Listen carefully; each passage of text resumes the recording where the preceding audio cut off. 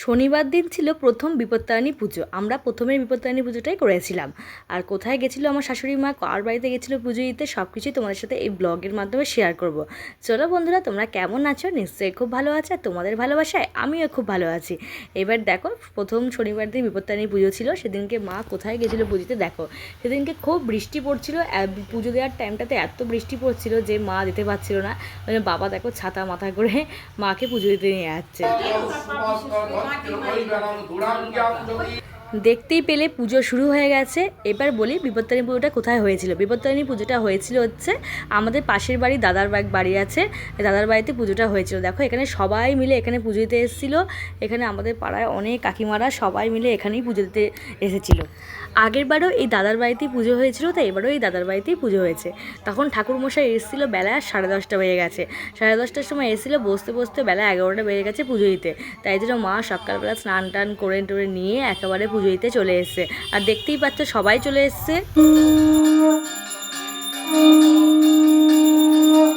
তোমরা কারা কারা এই পুজোটা করেছিলে শনিবার দিন অবশ্যই কমেন্ট করে আমাকে জানিও। আমার মঙ্গলবার দিনও আছে, দ্বিতীয় পুজোটা আছে। আমরা প্রথমটাই করেছিলাম। আর এটা আমার মায়ের বাড়িতে এই পুজোটা নেই, আমার শ্বশুর বাড়িতে এই পুজোটা আছে। তাই জন্য আমার শাশুড়ি মা করেছিল। তাই এখানে দেখো, তাই জন্য পুজো দিতে এসেছিলাম আমরা। রাধিরাজ মণ্ডল আর শিলা মণ্ডল, প্রিয়াঙ্কা মণ্ডল,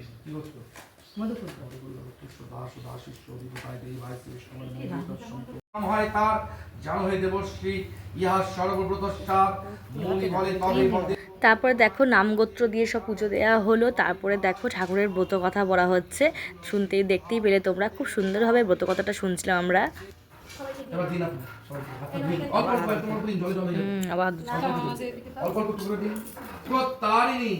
दुर्गे तंग सर्व शुभ निवारिणी आयुर्रग्धं देहि मे महेश्वरी प्रसीद मे सर्व दुःखहरा देवी सर्व संतपासिनी आयुर्रग्ध विजयं देहि देवी नमस्तुते रोग सौखहरा देवी सर्वं यजामहे सुगन्धिं पुष्टिवर्धनं उर्वारुकमिदवन्दनं।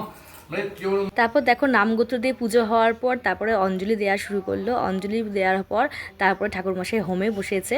হোম হচ্ছিল পুরো 2 ঘন্টা ধরে পুজোটা হয়েছে। তারপর হোম হয়ে গেছে। হোমের টিপ নেওয়ার জন্য ঠাকুরমশাই দেখো এখান থেকে হোমের টিপ তৈরি করছে।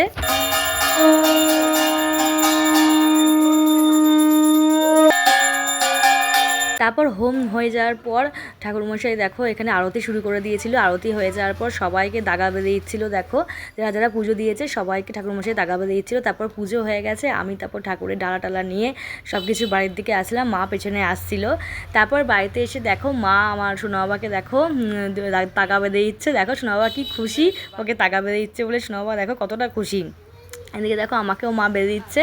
এদিকে বাবাকে বেঁধে দিয়েছিলো, আর বর গেছিলো অফিসে, ওই জন্য বর এসছে, তারপরে ওকে বেঁধে দিয়েছিলো। এইভাবে আমরা বিপত্তারিণী পুজোটা পালন করেছি। তোমরা কেমনভাবে পালন করেছো অবশ্যই কমেন্ট করে জানিও।